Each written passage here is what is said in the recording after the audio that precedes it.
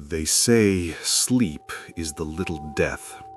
In Huangxi village, it became something far worse. My name is Chen Wei. I'm a folklore researcher from Beijing. What I'm about to tell you is not legend. It comes from Qing-era records dated 1874, written by a village elder whose brushstrokes grow more unsteady with every page. The people of Huangxi village stopped sleeping indoors. All of them. Every night, they gathered in the fields beyond their walls, waiting for dawn. At first, I thought it was ritual or illness. I was wrong. It began with what walked in the courtyard. Huangxi was an ordinary mountain village, 40 families, gray brick homes, all arranged around a central stone courtyard with a well at its heart. Children played there. Women washed clothes. Life passed quietly. Until the silence arrived. Magistrate Liu noticed it first. He came to collect taxes and wrote that the courtyard felt empty in the wrong way.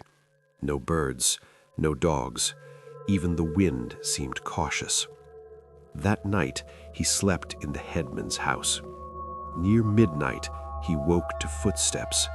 Slow, even, bare feet on stone. They circled the courtyard again and again, not wandering, not stopping, too precise to be human. At dawn, Liu demanded answers. The headman's face went pale. No one walks the courtyard anymore. The story began 3 months earlier. Old Widow Feng heard the footsteps first, circling her house from midnight until dawn. When she looked out, the courtyard was empty. Then came Chen Xiaoming, a 17-year-old who decided to watch. Lantern in hand, he saw nothing, until footprints began appearing in the dust, one by one, moving toward him. They stopped at his door. After that, the footsteps came every night, and the path began to change. The circle grew smaller, closer to doors, closer to windows. People blocked their thresholds, stuffed cloth beneath doors, but you cannot bar yourself from sound. Then a child saw it.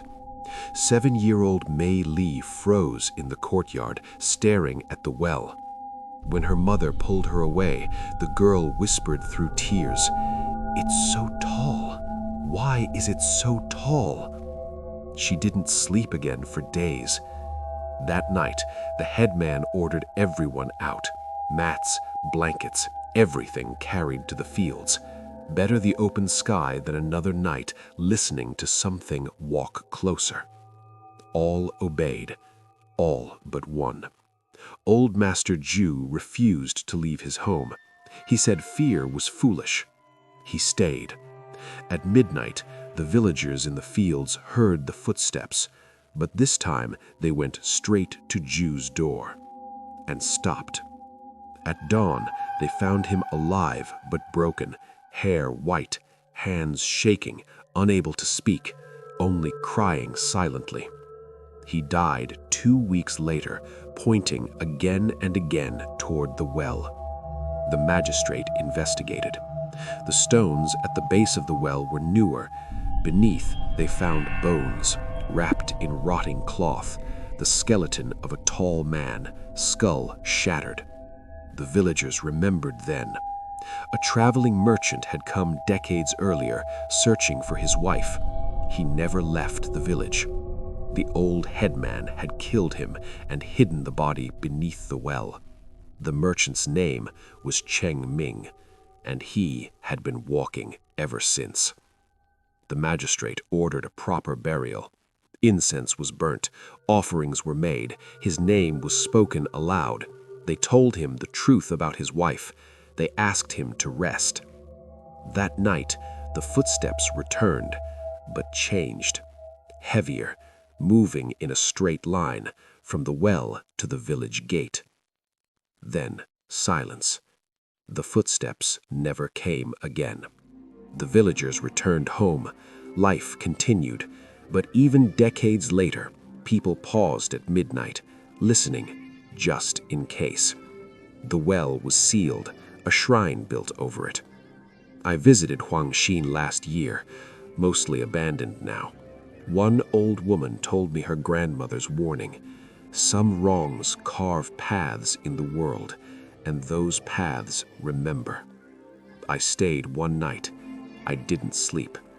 At midnight, the courtyard was silent, but when I reviewed my recording later, there was a sound, faint, unmistakable.